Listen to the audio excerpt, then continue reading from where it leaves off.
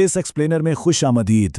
आज हम बात करेंगे एक ऐसे मौजू पर जिसने इंटरनेट पर तहलका मचा रखा है। जी हाँ, हम उस्मानी बहरी बेड़े की इस अजीम तारीखी अहमियत और बेहद पसंद किए जाने वाले ड्रामे बारबरोसा के गिर्द घूमने वाली उन तमाम बड़ी अफवाहों पर हतमी बात करने वाले हैं जिनका सच जानना अब बहुत ज़रूरी हो गया है। तो आइए सीधा मुद्दे पर आते हैं। सोशल मीडिया पर आजकल बस एक ही सवाल और ज़बरदस्त बहस छिड़ी हुई है, और वो ये कि क्या वाकई बारबरोसा की किस्त 67 कभी मंजर-ए-आम पर आएगी? क्या सीजन 3 की कोई भी उम्मीद बाकी है? इस सवाल ने मदाहों को बेचैन कर रखा है, और आज हम तमाम शुकुक को शुबहात दूर करके असल हकाइक सामने लाने वाले हैं। लेकिन इन हकाइक तक पहुंचने से पहले जरा इस अजीम शान पसे मंजर को समझना बेहद जरूरी है। जब हम उस्मानी सल्तनत की बात करते हैं तो जहन में सिर्फ तेज रफ्तार घोड़े और तलवारें नहीं आनी चाहिए। सच पूछें तो इनकी असल धाक एक ऐसी खौफनाक और नाकाबिल तस्खीर बहरी ताकत थी जिसकी बेपनाह कुव्वत और शानदार हिकमत अमली के सामने पूरा यूरोप और वेटिकन लफ्जी तौर पर थर थर कांपते थे। ये समंदरों पर एक ऐसी मुकम्मल हुक्मरानी थी जिसने तारीख का रुख बदल दिया। अब जरा इस शानदार सीरीज की नशरियाती तारीख पर एक नज़र डालते हैं। साल 2025 में पीटीवी पर सीजन 1 की ज़बरदस्त उर्दू डबिंग का प्रीमियर हुआ, जिसने हर तरफ धूम मचा दी। फिर बड़ी तेज़ी और जोश व खरोश के साथ 2026 में सीजन 2 की नशरियात शुरू हुईं, और फिर इसी साल किस्त 66 पर आकर इस सनसनीखेज सफ़र का बाकायदा इख्तिताम हो गया। ये टाइमलाइन बताती है कि कैसे इस सीरीज़ ने मुख्तसर अरसे में दिलों में जगह बनाई। चलें वापस सीजन 1 के इस जादुई दौर में चलते हैं जिसे बारबरोस्लार बैरा रोम की तलवार का नाम दिया गया। इस कहानी की सबसे खास बात यह थी कि यह किसी शाही महल या रिवायती बादशाह की दास्तान बिल्कुल नहीं थी। ये दरअसल एक बिल्कुल आम से घराने के गैर मामूली उरूज की वो हैरत अंगेज कहानी थी जिसने साबित किया कि तारीख महलात के नर्म बिस्तरों पर नहीं बल्कि बिखरे हुए समुंदरों में लिखी जाती है। अब इस स्लाइड के बारे में जो चीज़ वाकई दिलचस्प है वो ये है कि ये चार भाई अरूज, खिजर, इलियास और इसहाक रईस आखिर किस तरह मिलकर एक ताकतवर अकाई में तब्दील हो गए। इन चारों ने एक होकर खतरनाक समुद्री कज़्ज़ाकों, सुलैबी ताकतों और गद्दार ताजरों के नापाक अज़ाइम को जिस तरह खाक में मिलाया वो कमाल था।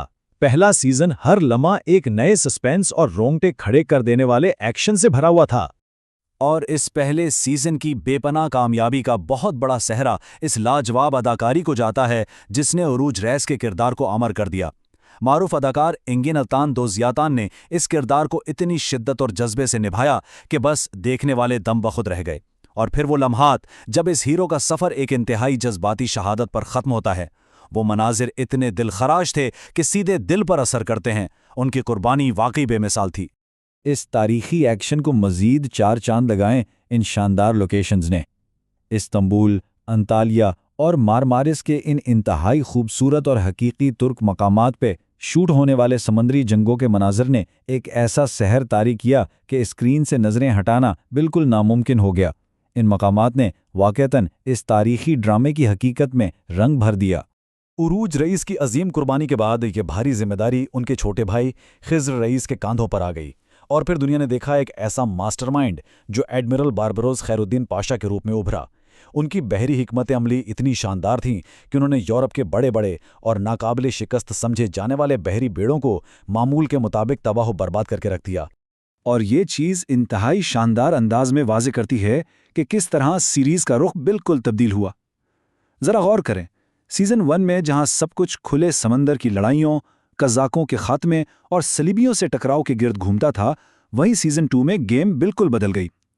जंग अब समंदरों से निकलकर उस्मानी महल की पेचीदा साजिशों और वेटिकन के बंद कमरों में होने वाली गहरी और ख़तरनाक साजिशों तक फैल चुकी थी।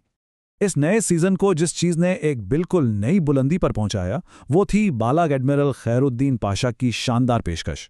अदाकार तुलगान साइशमान ने अपनी रोबदार शख्सियत, कड़कदार आवाज़ और इंतहाई जानदार मुकालमों के जरिए सीज़न 2 में एक बिल्कुल ही मुख्तलिफ और ताकतवर तवानाई भर दी। उन्हें देखते ही अंदाज़ा हो जाता था कि एक अजीम शान बाइख्तियार बहरी कमांडर असल में कैसा होता है। लेकिन अब हम आते हैं उस हिंसे की तरफ जिसने सबको तजस्सुस में मुब्तला कर रखा है, और वो है हिंसा 66। ये वो मखसूस किस्त है जहां आकर तमाम सस्पेंस, तमाम जंगें और तमाम साजिशें एक इंतहाई अहम मोड़ लेती हैं, और यहीं पर हमें उस कड़वी और मुश्किल हकीकत का सामना करना पड़ता है जिसके मुस्तकबिल के हवाले से बेशुमार अफवाहें गर्दिश कर रही हैं। और वो हकीकत जिसका बेसब्री से इंतजार किया जा रहा था बिल्कुल वाज़े और दो टोक है। कहानी यहीं ख़त्म होती है। जी हाँ, इस अजीम तारीखी दास्तान का सफ़र किस 66 पर हमेशा के लिए मुकम्मल हो चुका है और अब कोई सीज़न 3 या किस 67 कभी नहीं आएगी। ये बारबारोसा फ्रेंचाइज के सिर्फ 2 ही सीज़न थे जो अब बाकायदा तौर पर बंद हो चुके हैं।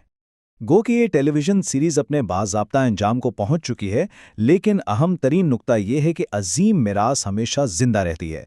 अरूज रईस की वो बेमिसाल कुर्बानियां और खैरुद्दीन पाशा की वो नाकाबिले फरामोश शुजात अब सिर्फ स्क्रीन तक महदूद नहीं, बल्कि वो हमेशा हमेशा के लिए मदाहों के दिलों में धड़कती रहेंगी। ये महज एक ड्रामा नहीं था, बल्कि एक वलवला अंगेज तारीख की शानदार याद दहानी थी।